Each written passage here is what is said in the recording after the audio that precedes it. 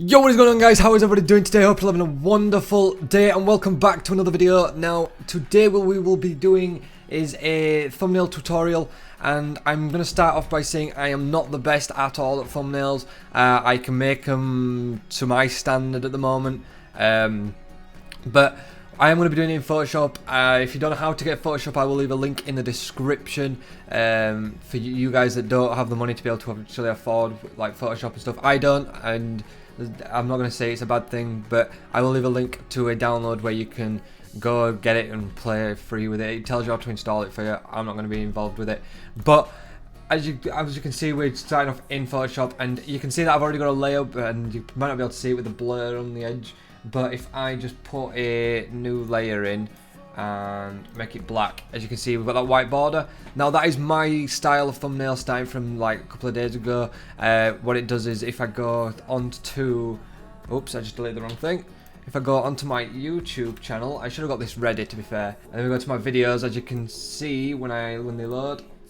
As you can see, you've got these little white blurs things, and you can see the few videos that are coming out in the next couple of days. It's layers of fear, but as you can see on the edges of this, it just adds this little bit of a blur fade in, so it's not just going straight bang to thumbnail. It's just the way I like my thumbnails from now on. It's just how I liked it. But we're going to start off obviously with a base picture from the game you're playing or whatever. This is what I do anyway. So as you can see, I've got the layers of fear thumbnail here. Obviously I'm going to drag it below the white layer.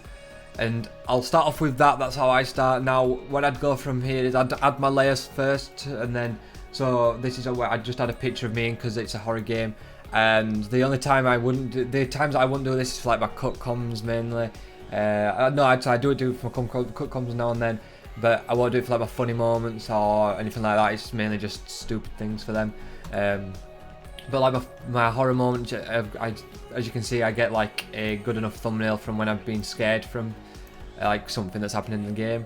And all I'm going to do is set that to the side somewhere and play with them in a second. Now, what you need to do in Photoshop is you need to make sure you rasterize your layers. This will make it able to actually add colors and stuff to it later on when I want to add them.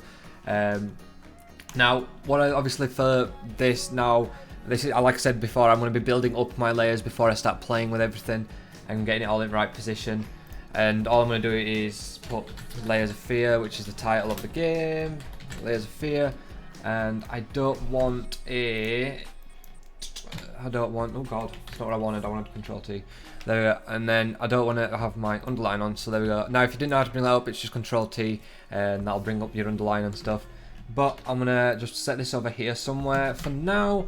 And then if I remember the title of this is actually called Tripping Balls. So that's how I'm gonna leave that one. And I'm just gonna move that over here to the middle-ish of there. What I'm going to do to start off with is make sure I get the right font that I want for this. Now, I obviously know what font I've done for this because I've already made the thumbnail. But all I'm going to do is select the font I want, and if I remember correctly, it's called Face Your Fears, which adds this little effect for me, which obviously, if you don't know the game of Layers of Fear, it's about paintings. It looks kind of like a painting brushstroke type thing. That's why I picked it. And what I'm going to do is do the same for Tripping Balls and turn that to Face Your Fears, like that.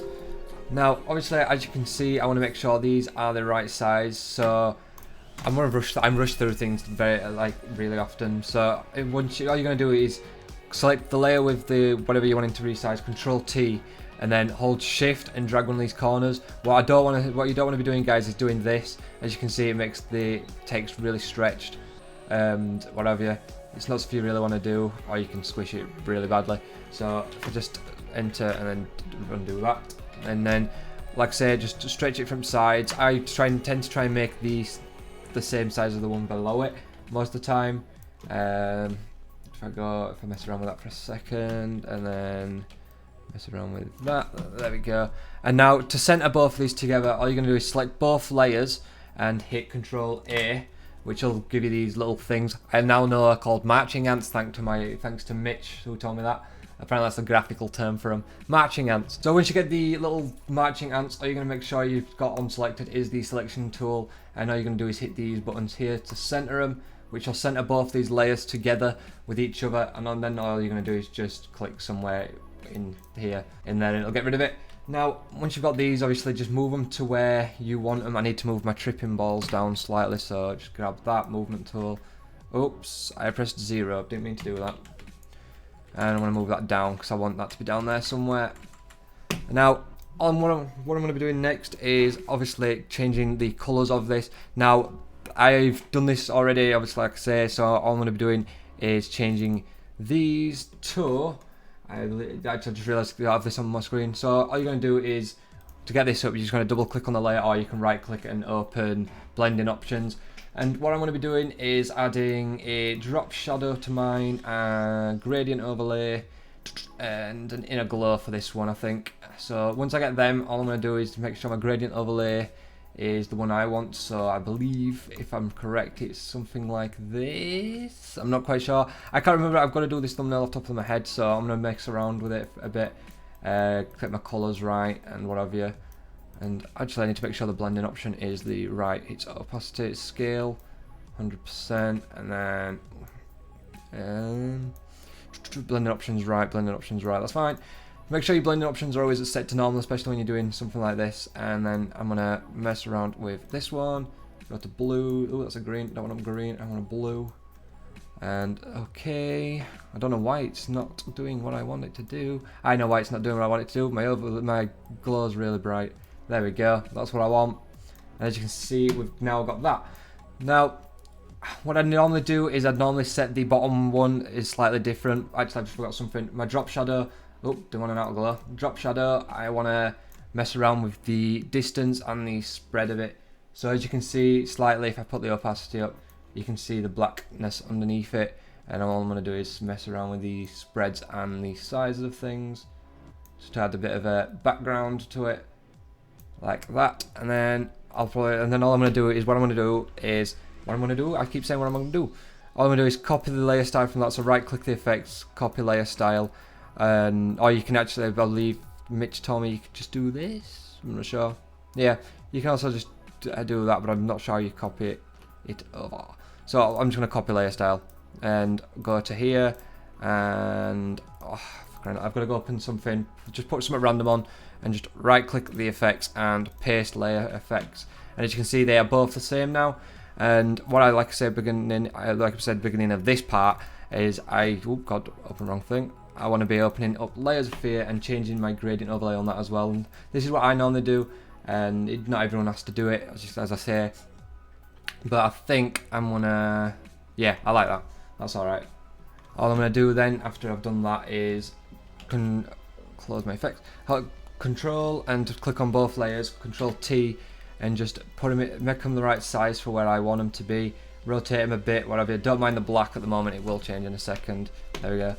And as you can see, I've got them in sort of an area that I like for it to be. So I'm going to leave them there. Now, obviously with this blue, I'm going to try and add a bit of blue in somewhere else. And for that, I'm going to, I need to move something right quick. Oh, I need to move my layer up there. So I've got my thing on the outside. And obviously now what I'm going to do is, I'm going to change what I do. So what I'm looking like sort of with the glows. So I'm going to add a outer glow and a inner glow.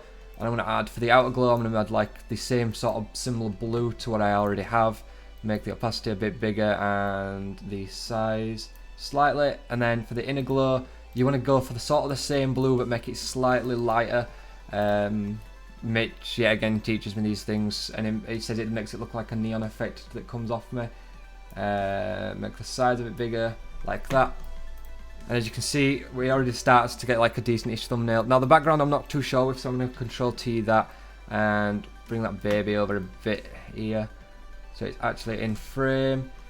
And then what I'm going to do lastly, before I end the video, is add, obviously for this type of video, I'm going to be adding a number for the thing. So all I'm going to do is copy one of these layers, drag it up and change, oh god, didn't mean to do that, that's not what I wanted. Select the text and change it to a number 1, like that.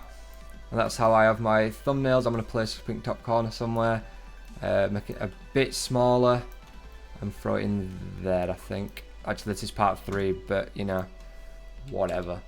There we go.